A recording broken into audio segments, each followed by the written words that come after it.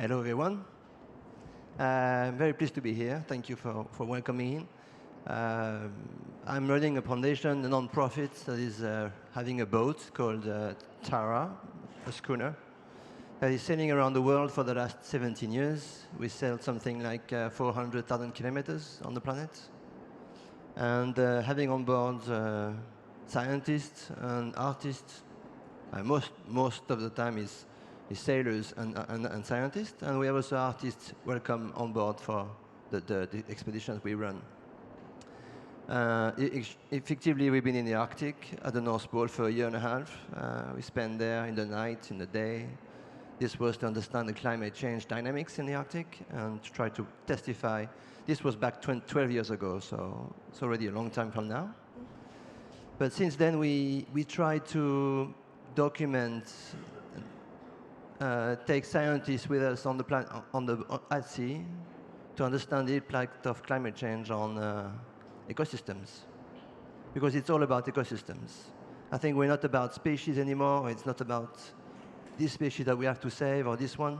We have to save ecosystems, because this ecosystem, they give us daily services, daily nature-based services, which is the air we breathe, the proteins we eat, the genes and the molecules we use for our health and our medicines. We need to protect these ecosystems, and what we try to do is to find out what are they sensitive to and what will be their fate in a changing world that we see today. And one of the threats is pollution. And so I understand you've been going around in oceans and rivers and actually collecting the status and measuring how much plastic you can actually find in those. Are there some stats you would want to share with us or some general reflections? Yeah, back in 2010, we were looking for plankton, invisible microscopic organisms that are habiting the ocean and that are making 90% of the biomass of the ocean, which is a huge, huge piece of life of our planet. And by fishing plankton like that with very small nets, like any fisherman, we start to fish plastic on the surface of the ocean. This was 10 years ago. And seeing this, we said, okay, we got some laboratories who start to think about that. And this was at the same time as this American discovered this so-called plastic giant in the Pacific. And we started to understand, to collect this plastic everywhere we've been for the last 10 years. Every 3-4 days, we throw a net in the ocean, try to document what we see. And what you see in the Arctic, in the Antarctic, in the Pacific, in the Med Sea, is microplastics all over the place. Microplastic from fisheries, nets and lines, but also microplastic from our industry, from our society. And you see plastic everywhere, and there's only one-fold difference of concentration between the ocean and this plastic giant in the Pacific. You have 10 times more plastic in the giant of the Pacific, so-called, than the rest of the world. And the Med Sea, for Europeans, the Mediterranean Sea, is as polluted as this giant in the Pacific. So we don't talk about something that is far away from Europe. We talk about something that is by our coast in the Med today. And this is mostly microplastics. So when you start to think, when you're a sailor, you are at sea, you really feel useless, to clean this. If you start to clean this, you're going to clean the ecosystem with it, which is not the good case. And the ocean is so big that it will be really hard to clean the ocean. So we studied this stock of plastic for the last 10 years. And last year, we said, OK, let's look at the fluxes. And last year, we've been in Europe, where we tried to survey 9 of the greatest rivers of Europe. The Thames, the Elbe, the Seine, of course, but the Tage, the Rhone, the Tiber, etc. Try to understand what is the output. What is our output, in fact, of plastic from our land, from our society, from our kitchen, to the ocean. And what a surprise we found there. Yeah. Surprise is that for a long, long time we believed that what was leaving our land was big pieces of plastic that are fragmenting afterwards with time and UVs in the ocean with the movement. And in fact, what we saw last year, and this is observations, not yet results and numbers, but the labs are working now for the year to come. But what we saw is really we saw microplastics by hundreds or thousands upstream of London, upstream of Hamburg, upstream of the main great cities that are by the sea, which is encouraging all of us, that Adidas today, or Precious Plastic, which is a great initiative, by the way, to say this is happening on land. This plastic issue is not an ocean issue. It's a land issue. It's our society. It's in our backyard. It's our laws. It's our education, industry. We have to put the fight everywhere we can put the fight on. Yeah. And also links back nicely to how we started with Coralie, who was saying, yeah, actually it affects me because as a swimmer, it's the direct link. And plastic is safe when it's new. I mean, I'm not sure it's toxic for life. Of course, we drink plastic. But what you saw in these rivers is if you put the plastic in the river for a month, at the beginning it's not toxic. After a month, it becomes toxic because it absorbs all the pollutants we put in the rivers. It absorbs pesticides, all these molecules. It absorbs antibiotics. Because all these molecules, they are hydrophobic. They don't like water. Because our cells are made, the surface of our cells are made of lipids. So in order to drugs, pesticides to have an impact, they have to go through this border of lipids. So everything that is made on this planet for life, for medicines, is hydrophobic. Thus having a huge interaction with our bodies. Yeah. The same for plastic. Plastic is oily, hydrophobic. Yeah. So when you share these findings, let's say with the general public, but also with policymakers, what are the reactions you get? Do you get reactions, and do you see that things are happening? The next question is, okay, it comes from our land, but where it comes from?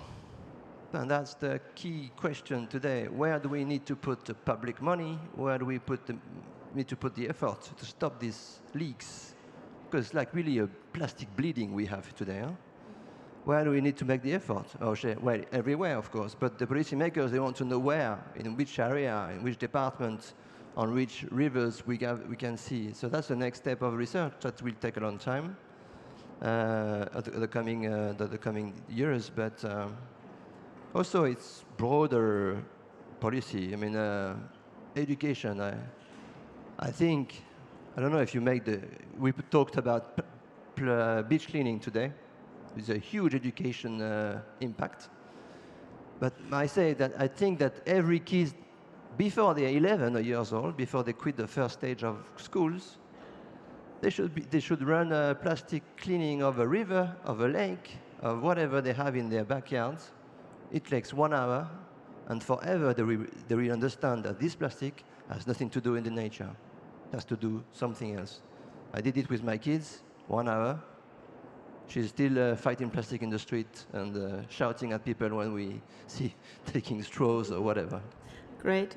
So that's another action. Everybody who has kids, next week, an hour of cleaning. So in terms of other kind of solutions, we've heard a lot about today, okay, some of them are taking the plastics that are already in the system out and creating new products. Others are, let's prevent, let's just have reusable items from the beginning. Let's stop that we use single-use plastics at all. Do you have any opinion on what kind of solution should be prioritized? Reduce, and reduce first. Of course, and people never realize the power they have when they buy. We never realize the power we have when we buy. When we are in the shop, we make 100 decisions in 1 minute to buy this or this or this. Very few times we use this plastic thinking. Should I buy this product or this one? Which is the best one, plastic-wise? This is, I think, if you change the way we buy, the industry will change the way they produce because they want you to buy it. So I think people really they don't think that they have a huge power in their hands. And when you buy, you have the power of the society. It's run by economy, it's run by sales, and runs by... and I think this choice is to refuse waste, of course, but it's also to refuse to buy things that are, in the end, a lot of waste generation. And to get the correct information, of course. I'm not sure, many of you might also have that moment where you try to make the correct choice, but there's so much information on the product that it just can get very confusing. But I guess there are also policymakers and business have a role to play. And what are your, so you said you're going to go on other expeditions now to kind of try to quantify where actually, where the plastic comes from so that solutions can be created around this. Do you have a timeline for that? Is there like a concrete plan? So in TAR, we're not working on plastic exclusively. So every mission we launch, usually they last a year to 3-4 years. And we're working on plastic, on coral reefs, or on plankton and coral reefs. And so next year we're going to launch an 18-month mission in the South Atlantic and Antarctica, where plastic will be one of the key. Try to address how this plastic in the ocean is affecting the way the ocean is producing services, ecosystem services I talked at the beginning. How can we show this, that the plastic we put in the ocean has a huge impact on our breath, of our proteins we eat, on the fishes, etc. That's one. And also we are launching, we launched last week, this week we launched a program in Japan with a 21 marine station around Japan to help and to encourage Japanese scientists to look at the plastic they have in their backyards, in the sediment and in the water. Because most of Japan people, they believe the pollution in Japan comes from China. So the best way to make them understand that this not only comes from China, of course there's a bit, because they share a sea, the Japan Sea, but also it comes from Japanese products that is hugely packaged, hugely massive user package. Of course they say they are 98% they collect 98% of what they produce, of course, they are very good at that, but still 2%. Only plastic bags is about 600 million plastic bags in the nature every year, because 2%, they use 30 billion plastic bags a year. So that will take time, but I think we need to go in Japan, in China, to that they do the survey themselves, because they don't like Occident people like me, France or US, go somewhere and tell you this is bad or this is good. They have to work themselves and to make the conclusion themselves. Sure, and hopefully they can also learn from a bit the other initiatives and awareness raising we've heard about today. Maybe as a last question, because it sounds so exciting that you're shipping around the world and to Antarctica and everything. Do you have one interesting story you would like to share with us, or maybe one eye-opening story you had in any of your expeditions? I have one. It was right next to France. It was we were 2014. We were doing a survey in the Med to study the plastic in the Med, and we were offshore Marseille, something like that. And we fished a piece of plastic in the ocean. It was a transparent polystyrene packaging with a red line on it saying "Plastic packaging is magic." Well. It is magic. Plastic is a magical material. This is not the point. And this is this morning. But the way we use it is the point.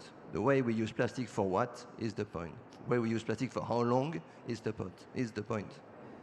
We cannot get rid of plastic in our society in the future. It's almost impossible. We can think about bioplastic, biosourced and biodegradable, not biosourced only. Biosourced only is a crap. It's a crap. It has to be biosourced and biodegradable, not in the plant, in the backyard, in your garden. Now, this is not yet in the place. This is what we need to call for. So I think we should not fight against everything. We should fight against the single use, the bad usage. We should also encourage the industry to change the way they use plastic in the packaging. Yeah. And this is, again, as I said, the way you buy things. Yeah. Thank you. Thank you so much, Romain. Maybe just to add that, and as a conclusion, I think what we've heard today shows us that, well, it's a very complex issue. It's really a systemic changes needed. We have to look at both solutions that go more around how are things produced, how are things designed, and how do we even use things. So, for instance, might we in the future more have a renting of certain items rather than a buying? And then, of course, also, well, should it become to the regrettable case that something gets waste? We saw about a lot of solutions presented today of how we can actually act to take the waste out of the environment. And also to, I think it was said a few times, to really educate the younger generation, because they will be the ones that will drive that going forward. Yeah, I think it's a generation issue. No way my dad will change his habits. No way. No way my dad of 70 years old will change 60 years old. He will change his habits. I think this is a waste of time, energy for all of us. We need to focus on the generation that is coming. Huge focus on them. I call them the sustainable native. Let's make them sustainable native of the future. Not digital native, sustainable native. And they're going to wipe out the economy way of consumption, I think. I think that's a nice closing. Thank you, Romain. And thank you, all of you. I hope you're as inspired as I am from those really nice talks that we heard. And let's go out now and act on it. Thank you.